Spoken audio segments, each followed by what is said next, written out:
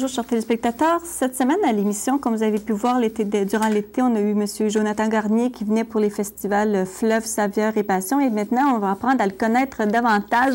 M. Garnier, ça va bien? Bien, vous? Oui, ça va bien. M. Garnier, vous êtes, moi je dis, un des plus grands chefs du Québec. Vous avez, je crois, vous avez commencé très jeune dans la cuisine. Ben, je pense que, oui, j'ai commencé assez jeune. Avant toute chose, j'ai commencé à cuisiner avec ma mère, tout petit, vraiment. En fait, j'étais un enfant super difficile. J'aimais rien, je trouvais ça pas bon, puis j'étais très difficile. Ce qui m'a amené à la cuisine, ma mère m'a mis à m'intéresser à cuisiner certaines affaires, et c'est ce qui ouvre un petit peu les horizons, puis qui m'a amené à me dire, bah tiens, en fin de compte, j'aime bien ça. Ensuite, j'aimais beaucoup la cuisine de ma mère, mais j'aimais pas la cuisine des autres.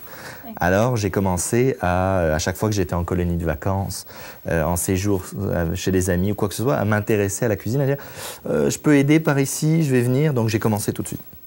Rapidement après, pendant mes études, en parallèle de mes études, j'ai commencé par la plonge en cuisine. Donc, assez jeune, j'avais 13 ou 14 ans. J'allais faire un peu de plonge en fin d'après-midi. Je faisais de la plonge pour un restaurant. Tout doucement, je me suis intéressé à la cuisine aussi. J'ai suivi le chef. J'ai demandé de venir. Je venais un petit peu plus tôt, avant mon quart de travail. Je venais regarder un peu ce qui se passait en cuisine. Puis ils m'ont montré des choses. Ils m'ont appris. Ils m'ont fait découvrir à la fois des produits, des techniques. Puis tout doucement, je suis devenu cuisinier. Je limitais mon temps parce que j'étais aussi aux études. Puis tout doucement, on a continué comme ça. Puis j'ai eu des belles opportunités de travailler à la fois dans des restaurants, puis après dans des maisons privées. Donc je suis devenu chef privé pour une famille royale sur la Côte d'Azur pendant quelques temps. J'ai perfectionné mon art avec d'autres chefs aussi. Donc j'avais des différents chefs invités sur ce domaine-là, sur cette maison, qu'on invitait à venir travailler. Donc, je travaillais avec eux, puis on développait pas mal de choses ensemble. Et puis voilà. Mais vous venez de parler que, justement, vous n'aimiez pas la cuisine, vous n'aimiez pas ce que vous mangez. Donc, est-ce que ça pourrait être un truc qu'on pourrait donner à des parents que s'ils voient que leur enfant n'aime pas ce qu'on fait, de leur faire cuisiner. Leur faire cuisiner. Fait Tout à fait. On dit premièrement qu'il faut manger 15 fois d'une chose avant de réellement l'apprécier. Ah oui? Vraiment, si on n'est pas habitué à un goût et que ça nous choque, prendre 15 fois une portion, sur un laps de temps, là, il ne faut pas prendre 15 bouchées, hein, c'est 15 bouchées dans le temps, ça va développer notre palais, ça va l'habituer et on va commencer à aimer la texture, les saveurs, etc. L'autre chose, c'est, oui, je pense qu'un enfant difficile en cuisine, si on est capable de l'intéresser à la cuisine, s'il n'aime pas les oignons et pourtant qu'il commence à en couper, on lui demande juste de les couper, on ne lui demande pas de les manger, il les coupe. Donc déjà, il les coupe, première étape. Après, on lui fait faire ça quelques fois. Après, on lui dit qu'il y en a dans la sauce, mais qui ne sont plus vraiment visibles. Ensuite, et tout doucement, il va se mettre à aimer ce produit-là, sans trop de problèmes, parce qu'il l'a apprivoisé un petit peu. Mais quand vous parlez des oignons, mettons un enfant qui aime les rondelles d'oignons, mais qui n'aime pas les oignons, comment on pourrait faire? Parce que les rondelles d'oignons, c'est pareil comme les oignons qu'on va manger. Tout à fait. C'est sûr et certain que si on lui fait faire des rondelles d'oignons, il va comprendre ce qu'il y a dedans. Okay. Donc, en ayant compris ce qu'il y avait dans les rondelles d'oignon, le fait qu'il y ait de l'oignon dans sa préparation, dans une autre préparation, va moins le choquer. Puis tout doucement, il va l'enregistrer parce que lui dire « ça, c'est des oignons pareils », pour lui, c'est pas pareil parce qu'ils ne sont pas panés, là. Non, ils ne sont pas panés, ils sont arrobés d'une part. Donc, c'est ça, il y a des petites variantes comme ça qui permettent de tout doucement donner des petits trucs pour que les enfants se mettent à s'intéresser à plein de choses. Vous avez ouvert une boutique qui est quand même une institution, qui est la Guilde culinaire à Montréal. Tout à fait. Comment vous en êtes venu à ouvrir quelque chose de... Parce que là, on entend de plus en plus parler, c'est quand même assez gigantesque. Ouais. Comment vous en êtes venu à vous intéresser à une chose comme ça? C'est assez particulier. Quand j'ai fini de travailler pour la famille royale, je me suis intéressé... je voulais avoir un diplôme en gestion. Je voulais pouvoir développer mon propre business ou ouvrir mon propre restaurant et je ne voulais pas arriver simplement avec un bagage de chef ou un bagage de cuisinier. Je voulais avoir cette expérience de la gestion. Donc, en réalité, je suis revenu au Québec. J'ai passé une partie de mon enfance au Québec. Je suis revenu au Québec pour faire les HEC, donc Haute École de Commerce. J'ai fait un bac là-bas. Quand j'ai fini mes études, avec mon frère, on était tous les deux en fin d'études, etc. On s'est dit, bon, qu'est-ce qu'on fait? Est-ce qu'on ouvre un restaurant? Est-ce qu'on ouvre un commerce autour de la bouffe? On ne savait pas trop.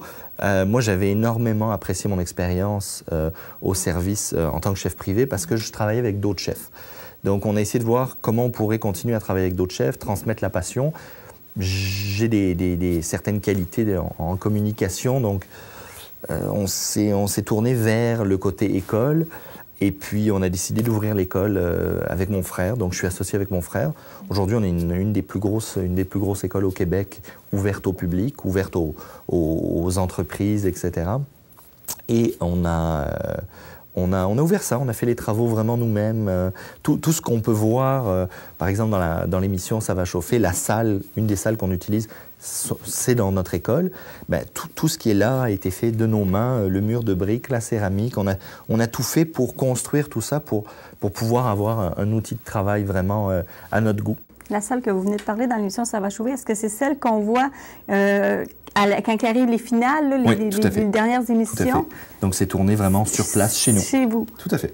Ah. Tout à fait. C'est une de nos salles. On a 4 salles ouvertes au public, donc de taille et de look différents. On a fait des ambiances un peu différentes.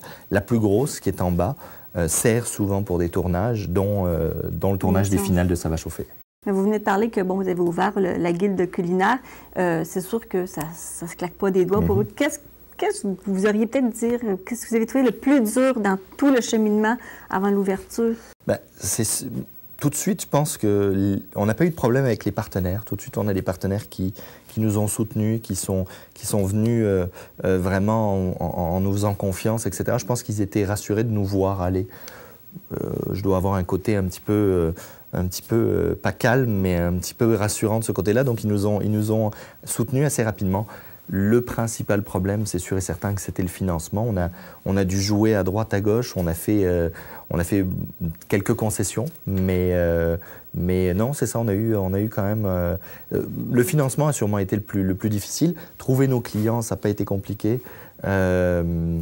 Parce que tout de suite, on est tombé sur des gens amoureux de la cuisine qui ont partagé beaucoup de choses avec nous et qui ont été nos ambassadeurs, qui ont diffusé la nouvelle, c'est simple, hein, si je vous montre à faire un 3 services italien ou des bouchées de tapas ou quoi que ce soit, vous allez les refaire à la maison. Si vous les refaites à la maison, vous êtes mon ambassadrice. Parce que vous allez le refaire à des amis. Les gens vont dire « Ah, mais c'est bon ça, ce mélange, tu l'as trouvé où ?» Je suis allé à la guilde culinaire, j'ai appris à le faire avec tel chef. C'était Jonathan, mais ça peut être... J'ai plusieurs chefs comme ça, des chefs invités, des chefs maison, qui sont sur place, qui sont des professionnels aguerris dans chacun des domaines. Donc, par exemple, j'ai Christophe Morel. Christophe Morel, par exemple, c'est un maître chocolatier. Il a son atelier à Boucherville. Il donne des cours chez nous depuis le début. Depuis la première journée, il a dit « Moi, j'embarque, je crois dans votre projet, je viens donner des cours. » Il a quand même gagné le meilleur gâteau au monde, meilleur gâteau au chocolat au monde en 2005. Il représente le Canada dans l'équipe nationale canadienne des chocolatiers presque à tous les ans. Maintenant, c'est devenu plus un coach qu'un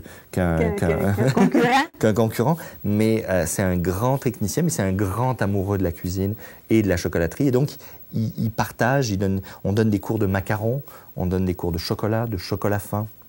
On a des cours de pâtisserie, millefeuille, verrine sucrée.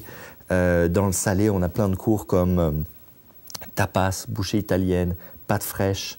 On a de la cuisine indienne, de la cuisine thaï. On fait un cours spécial sur les dim sum, donc toutes les petites bouchées asiatiques. On a un nouveau cours qui sort cette saison de saucisses. On a les cours de tapas qui sont très, très populaires parce que c'est très agréable. On est dans une tendance un petit peu particulière aujourd'hui. Les gens veulent tous avoir leur petit plaisir personnel. Ils ont chacun leur petit goût. Et quand on veut faire plaisir à nos invités, on ne cuisine plus un seul plat.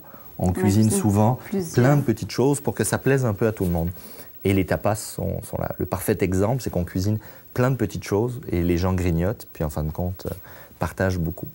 On va faire une courte pause. Au retour, on va en parler encore de la guilde culinaire, puis aussi de l'émission Ça va chauffer, parce que vous n'êtes pas tout seul dedans.